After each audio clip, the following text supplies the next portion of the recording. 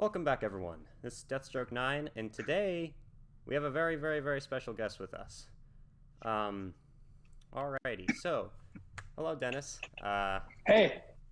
So I recently got into Delta Green. I started playing the game. I found you through that, and Cool. over the past couple of days, I've been looking into everything that you've done for the gaming industry, and it's pretty. Oh, It's pretty incredible. It's a oh, huge thanks. body of work. It's really cool. And so I reached out to Delta Green or Arc Dream, their email or whatever. And Yeah. it's awesome that that we're getting to do Yeah. this. Yeah. Cool. Yeah. Well, when you think Arc Dream, you think of a big giant company. It's actually just me and Shane, just one other guy and me, basically. So you're one of the founders of Arc Dream, right? Yeah. Yeah. That's awesome. Yeah. Yeah. Yeah. Is it It's nice. so? Yeah. So Arc Dream is a smaller company, right? It's It's tiny. Yeah. tiny. How does it feel to have created a game that's what is it? Delta Green's the number one, highest reviewed RPG Yeah. supplement or game or whatever of all time, right? Yeah. Yeah. On a That's- bunch of sites. Yeah. It's freaking Yeah. incredible. Yeah. Yeah. It's neat. It just speaks to how open tabletop role playing really is for creators. There's no company blocking the way. You don't need to be hired by anybody. That's all just people tell themselves these things to not do the work. If you just do the work and you love what you're doing and you make something great, people will see it and it will rise to some prominence. Delta Green's proof of that. We just kind of made it. We were certainly not a big company. We had no backing.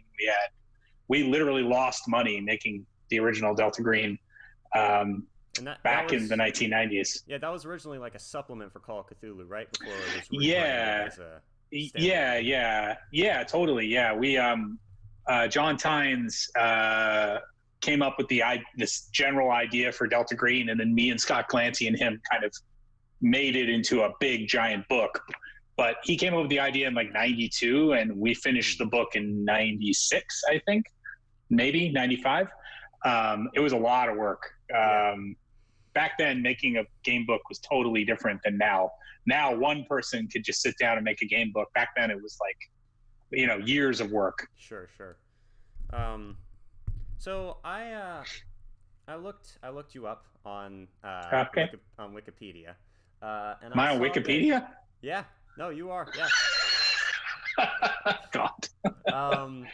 And I saw that you did you start with video game design? Was that your first? No. Pen and paper. Well, I started with comic books. I started in the 1980s. I was an illustrator to begin with. So I did art for Marvel Comics and other things like that. I grew up in New York. And then I wandered into Magic the Gathering and Delta Green kind of at the same time. And then when the original company, Pagan Publishing, which we did Delta Green with originally, now Arc Dream does it, broke up. I moved to Vancouver, British Columbia, and started working in video games. So 15 years of that, and now I'm back to pen and paper. What made you leave? What made you kind of separate? It's a terrible business. Video game design. Video games is awful. It's I went from a junior designer all the way up to a vice president running Warner Brothers games in San Francisco. I've shipped more games than I can count, front to back. I created Prototype with my friend Eric from the ground up for Activision. We made that up completely. That's awesome. I have made more money in pen and paper role playing than I have walked away with in video games. That's incredible. So that should give you a great indicator of how messed up video games are. Yeah, because video games, you'd think, and it really is, right? But I guess all the highest tier or the bigger companies are pulling in all the money and not. Yeah. I made a lot of money as a vice president in Warner Brothers, but I lived in San Francisco, so it just kind of canceled each other out. And I was working 70-hour weeks. where I literally never went home, or if I was home for 40 minutes and had to go back. And that was just hell, because I kind of hated the products I was working on at the same time. They weren't mine. I wasn't expanding anything. I was just kind of doing a decent imitation of J.K. Rowling or George Martin or Tolkien or DC or whatever. So yeah, it changed. It's really a draining job. It's not run very well. Yeah, the video game industry is right now really bothers me, but that's kind of that's a little different. Yeah. So you mentioned Magic the Gathering. I personally have never played Magic the Gathering myself. We have that in common. Really? Yeah. That's crazy. Yeah, I've seen people play it. I was actually present at the first game of Magic ever played with real cards from the printer between Peter Atkinson and John Tynes at Origins in Texas in like 1993 too. And it was terrible. Like it played really badly because all the cards were missorted. So it was all extremely rare cards that were very difficult to get into play. And I remember thinking, after spending all this time painting for it, God, this game sucks. It's not going to do well at all. And then it came out at Origins, and people were killing each other over it within 6 hours. Oh yeah, So you were the artist mainly, or did you have any design input? No, I didn't do any design work. I did illustrations for Magic. So I think I was artist 21 or something like that out of the whole shebang. I was good friends with the art director, Jesper Bierfors, who did art for Pagan Publishing. Like I was the art director at Pagan. I hired him a bunch. He hired me a bunch. So it kind of worked out. So you've never played Magic before in your life?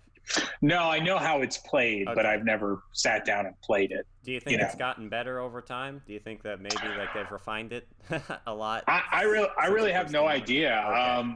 I would say that it sells so well that they must be doing something right. Yeah. It's never really diminished. In fact, it's kind of gotten bigger and bigger. I still get payments for it. That's awesome. And Wizards has been nothing but kind on, I wanted to paint a battle mat. They were like, that's cool, go do that. And, no problems. So they're pretty cool when it comes to artists and such. Yeah, I was going to ask you, what's it like? So the Wizards of the Coast, they're a cool company. I have zero problem with Wizards. They've always been great. I was an original shareholder in the company. My view may be somewhat warped, but I've always had great relations with those guys. And, now at D&D, two of my good friends run Dungeons & Dragons. John Tynes, who co-wrote Delta Green, is in charge of digital stuff for D&D. And Ray Winiger, who I just spent like 4 years working with at another company, runs Dungeons & Dragons now, all of it. And they're buddies from 15 years back plus. So that's great. That's awesome. Yeah, it's been really cool seeing what Wizards of the Coast has done with Dungeons and Dragons. It's incredible. Yeah, it's great. Yeah, I love it. It's expanded the openness. First, the openness of the role playing game community, right? But also it's drawn in so many new players. It's crazy. It's been the gateway drug, so to speak, for so many people, which is just incredible. Yeah, we get a lot of great, people coming into Delta Green who have literally only played D&D 5, and they come in going like, what is this? And it's always fun. They love the feeling of kind of high risk. Your character is going to die. After D&D is much more a hero kind of fantasy type thing, which is awesome and fun. But Delta Green is much more about, I die seconds before by detonating the dynamite to keep the thing in the cave so it doesn't eat children anymore or something. And that's considered a victory. And it's a very different type of role-playing experience. They tend to like that. Yeah. So it's been great. Yeah, so when I started with Dungeons and Dragons, and then I moved into Call of Cthulhu. Because so what I did was I started to get into like H.P. Lovecraft stuff and a little more of the scary side of things, which I had kind of always avoided my entire life up till that point. And I went on like Amazon and was like, is there like a supplement for D&D that'll have like Lovecraftian stuff? And I found one, but next to it was this other game called Call of Cthulhu. Yeah, it's a great game. And it just it blew my mind and sucked me in, right? And then recently someone recommended Delta Green to me. Oh, cool. That's great. I got Delta Green, and it has rapidly become like, it's like and this is my opinion, obviously, but it's becoming my favorite system I've ever played ever, because nice. That's great. It's like based off Call of Cthulhu, right? It has everything that I love from Call of Cthulhu still in Delta Green. However, you've given the players this sense of hope that wasn't really there in Call of Cthulhu. In Delta Green, they've got the backing of the government. They've got, or somewhat. They have. Yeah. They're not all just complete average Joes. They have a little bit of a higher standing than the average human. And they have, a lot of times they'll have guns, and they'll have this hope, which is kind of essential for true horror to kind of be played out, to crush the hope later. Yeah. No, it's important. The crushing the hope's the most important part. But yes, it's funny. Yeah. No, we hear similar things, and very, very strangely, but maybe not too strangely, I started with D&D in the 1980s. I found Call of Cthulhu in the back of Dragon magazine and ordered it, to change what I really liked. So, I love Call of Cthulhu. It's just a great game. With Delta Green, we wanted to make something that was different. We wanted to make something that was obsessed with bonds and your relationships and, make a much more ongoing, realistic story of falling apart. That's the other thing that makes Delta Green so different, right? Is how exactly what you just said. It focuses on what they have, the family ties and their relationships at work and all this different stuff, and how they're working with this group that's supposed to save the world, right? But it's corrupting all of their actual their relationships. It's destroying what they're trying to protect, which is kind of what we wanted to build in there. And it works really well. It's a nice feedback loop that kind of teaches you your character, your agent, is becoming a worse person as they go on. Yep. And they kind of have to be. So it's quite fun. It's crazy. It's awesome. We love playing it. It's just always a treat to see an agent degenerate. So you're one of the creators of Delta Green, right? Were you like were you the main guy behind it, or were you and Shane the two guys? No. So high level, John Tynes came up with the concept of Delta Green in like 1992. He said, we keep losing characters in these games and we need to replace them. So I'm going to make a government agency nobody knows anything about that just spits new agents up when you die. Yep. And then Scott Glancy, who is another of our creators, said, I love government stuff. I'm going to write all this kind of back history for this group. And then I went, I love UFO lore and the Migo and all that kind of. So I'm going to write this whole thing about Majestic and how the Migo are these, spoiler. I don't want to say any spoilers. So I wrote all that, and I wrote, a bunch of other stuff and did a bunch of art. And then we kind of just pooled all this together, and that became Delta Green, which did really well review-wise from the get-go. It was, everybody loved the 1997 or 6 Delta Green. Oh my God, it's a great book. But we never made a lot of money off of it. Then Countdown was the sequel, which was 400 some odd pages, and again won Best Supplement and reviews. It's number 2 of the top RPG things. That made us absolutely no money. We lost money on that. That's sad. But then you rebranded it afterward as its own game. And it won how many? Like 9? Was it? How many Emmy Awards did that win? Or ENnie? Sorry. I don't know. Let's go look. I got them on the shelf over here. Let's see. Okay. If you don't mind. Not at all. This is the wall of awards. That's so can cool. you see? Yes. So it's like 1, 2, 3, 4, 5, 6, 7, 8, 9. I think there's 9 and 2 Origins awards and 9 Ennies. God, Not bad. that's awesome. Has anything else Yeah. done that ever? Oh, I don't know. Maybe. And we're up for another one in the Ennies this year for John Tynes' The Labyrinth for Delta Green, which is the new book. Yeah. I saw that. When I think Chaosium posted in the BRP Central forums or whatnot that their things are in the running, and I went and looked and I saw some Delta Green products. And I was like, oh, awesome. Cool. Yeah. No, we're excited about that one. It's John's first Delta Green book in like 20 years. So it's very cool. Very cool.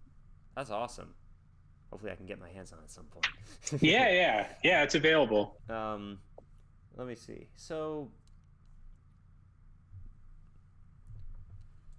you were one of the main people who created Delta Green. Who came up with the idea to like bring it back, like to reinstate it?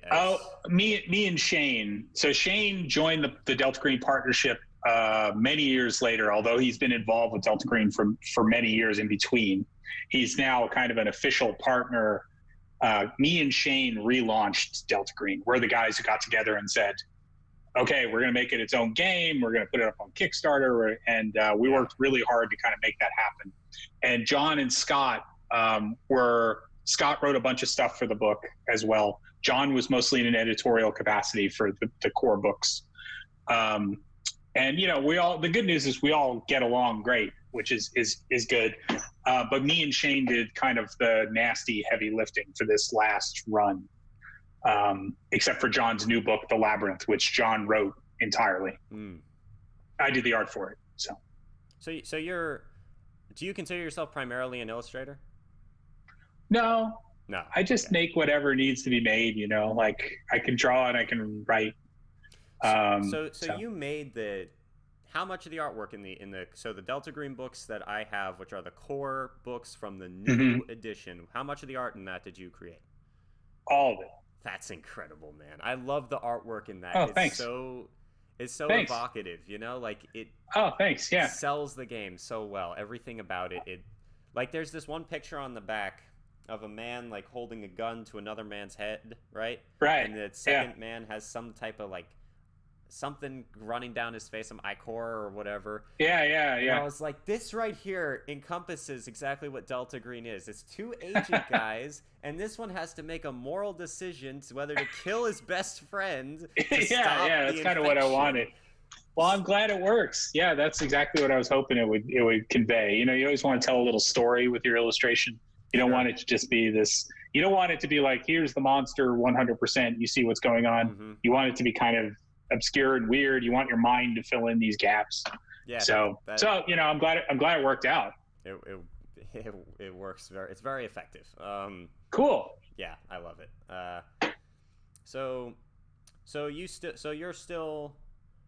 Are you and Shane like still running ArcDream? Like, are you like still? Yeah. So what's it like running a small or little tiny RPG company? So Shane Shane is the adult in the relationship. I'm the Neverland guy who's like off making stuff.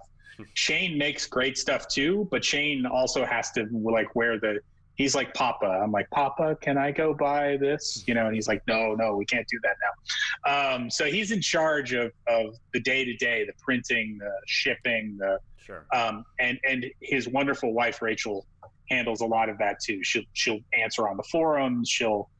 A huge hats off to Shane and Rachel for doing all that. It's a ton of work to maintain. The upside is we have a really loyal and rampant fan base who we adore, who are just great and understand that when we put a Kickstarter up for a book or whatever, that they're going to have to wait, that we're going to bleed and die and just tear apart these pages until they're perfect before we put them out. A lot of other game companies are just seriously looking at milestone dates, going like, I have to have this out by December 11th if I want to hit this date. We don't care. I will not release a book if I don't think it's perfect. Yeah. Yep. And of course it'll get printed, and John said this the other day. He said, I got my book. It's amazing. It took me 10 minutes to find the first typo. It's always like that.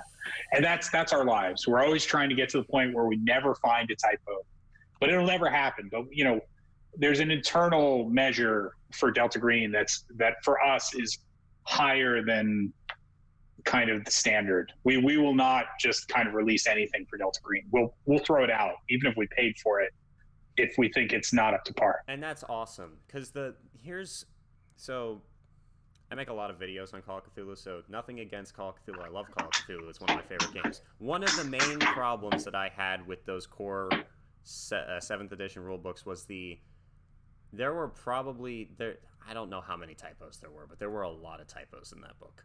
It happens. A lot of typos. I know. It does. I understand that, right? I think it's awesome that you guys, really work to refine a product before putting it out.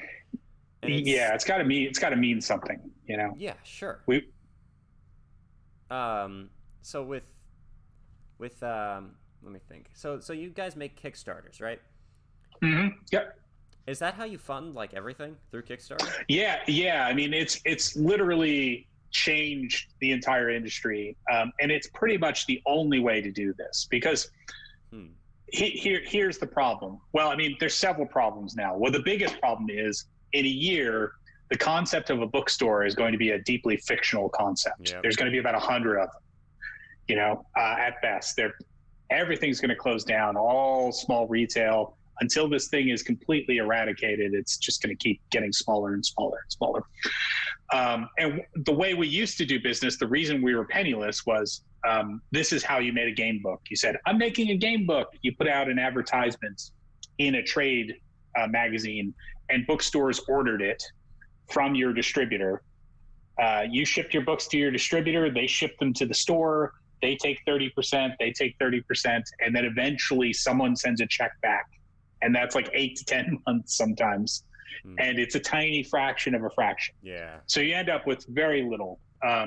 Even if the book is great, even if Delta Green sold out, barely made enough money to pay us anything, the original Delta Green. So what Kickstarter does now is it front loads the cost based on your perceived skill. So when your fans show up and you go, I'm making a new Delta Green book, they look at their old Delta Green book and go, it will be of this quality in the future. They can imagine it. They can see it. We put up a good pitch for the book, and then we work like bastards on that book until it's perfect. Sure. And then we ship it. Now the upside is we don't front a huge amount of money to the printer to get this done that we have to kind of come up with. The Kickstarter covers the print cost, and then we make a profit on top. So it's a beautiful setup. That's Fans awesome. are happy. We're happy. The printer's happy. And, we don't end up holding a bag of, well, nobody paid up. 8 months later, we're down $20,000 from the printer. So it's a really beautiful setup. That's awesome. I might need to, I have, personally, there are projects that I would like to work on, and if I've been thinking about Kickstarter. So cool. That's awesome. Yeah. It's a great service. All right. So you said you didn't love creating video games very much, but was there any video game that you like? What was your favorite one that you worked on? What's it called? Prototype or? Prototype, probably. I mean, we created it from the ground up. We had a large budget. Even that was wrought with terrifying moments of not knowing whether or not the project was going to go forward. So what type of game is Prototype? Prototype is, if you played the new Spider-Man game, it's very much like that, except it came out in 2009, and you play something much more akin to John Carpenter's The Thing. You look like a man, but you're not a man. You can absorb people and become them. You're indestructible like the Hulk. You can biologically shift your body into new combat forms like claws or shields. We built the game to be a power fantasy, and it worked. It sold well. It's made a sequel. It reviewed well. Now it's old, but back then it was pretty cutting edge. I love making it, but at the same time, it was 4 or 5 years of my life I'll never get back. of, spending all my time working on this one thing, which came very close to being canceled twice. But that's normal for almost every large video game. And it came down to these terrifying moments of like, are we going to fire a 100-person team that's been working on this for years? We'll know Monday. Okay, go home and have a weekend. And, it's horribly stressful and feels terrible. And so I'm glad that's over. But that's, I, for one, am very thankful that you returned to the tabletop role-playing industry. So, thank you. Thank you. I love it here. So, all right, I've got one last question for you. All right. Sure. Yeah. So I personally, I like creating games. I have been like, it's not like I've never sold really, but I've right. My entire life, probably, like while I was like, I don't know, much younger than I'm 16, but when I was a lot younger, I would make up games. I really enjoyed making up games, right? And I'm sure that something that I want for my channel on YouTube is that I'm hoping that it, I look at a lot of these channels like Critical Role or How to Be a Great Game Master, or some of these other, YouTube channels, and it's always this like, it's these adults, right? Right. And to me, tabletop role-playing games, obviously adults can play them, but we need to bring in my generation of people into it. So one of the reasons I made the channel, or one of the things I'm trying to shape the channel toward, is kind of bringing in people my age, because I'm their age and hopefully they can relate to me. So what would, if you could give someone who's like an aspiring game designer or tabletop role-playing game designer, what would you tell them? Like, what's some advice that you've learned over your it's really easy. I mean, first I'll say I was you. When I started doing this stuff, I was, professionally, when I started trying to make games to sell, I was perhaps 17 or 18. So I've been there. But now the biggest thing I say is make something now. Pick something small and bite-sized that you can create, that you can feel this is a completed thing. This is a scenario. This is a supplement on weapons of a type for this game. Whatever. Pick a page count. Try and hit that target. Try and finish it and share it. You might not be able to charge for it initially. This is an important point. Put it up on Drive-Thru RPG anyway. And just put it, pay what you want. 0 being fine. We do that with some of our stuff too. But get it out there. Get people talking about it. Get people looking at it. If it fails to get any traction, and by that, on the earliest products, I would measure traction as, did anybody talk to me about it? Did anybody email me about it? Did they have questions? Was there any feedback? Even negative feedback for me in the beginning was okay. I'd go, okay, I can learn something from that. I'm going to do this. If you get no feedback, my advice then is to change it up. Try something different. Don't do a scenario. If you did a scenario before, try a supplement or a race or, like a magic stuff, Sure. So, but the biggest thing is people get caught up in wide-ranging plans. This is my experience. When I was young, I'd go, I'm going to make a 30-book game that has these 300 different, and I never get around to finishing any measurable portion of that. I could fill that for forever, and then realize, oh crap, I got to quit and start again because, obviously new games come out. And so what I say is bite-sized, do it now, set a goal and nail it. Just go, I'm going to write this one small thing and get it up, and then literally poll people on my channel. Go, please look at my supplement and send me feedback. Even if that feedback is bad, roll with it. Because, I get a ton of feedback that's bad, and it helps. It's really hard to kind of come to grips with sometimes, to hear, wow, that guy's hand looks kind of crappy on the cover of this book, or but when you hear it, you think about it and you try and get better. That's awesome. That's awesome advice. I probably personally need to take that to heart, specifically with the scaling down a little bit or pulling back. It's hard. It's totally natural. It's like the default setting of anybody kind of who plays role-playing games to like imagine these huge stories, and you're invited into this world specifically by the author, who has told you, dream big, go nuts, make up your own. You like literally every game book. That's all they say is like, take everything here and make what you want, which is a beautiful thing. But at the same time, it's not conducive to actually finishing a product. A product specifically. A lot of those books. Yeah, one thing. You know, a lot of those books I feel like are trying to talk about just like playing a game with your friends as opposed to necessarily making a product.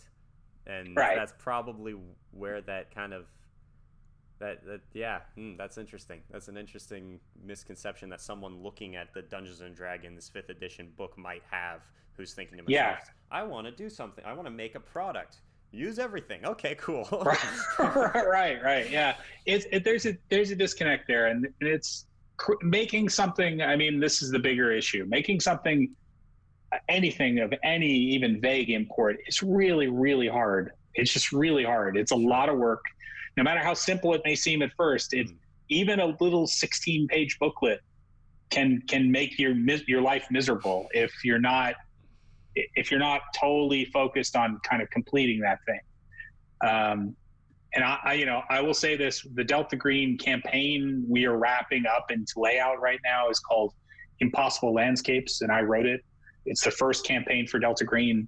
It's 161,000 words right now, which is about the size of the Delta Green Handler's Guide. It was supposed to be about 80,000 words, and I wrote about double that. That's crazy. So, and then I had to draw all of it, the cover. And so there's 82 images done now, and I still need like 15 more, 20 more, and I'm working on them every day.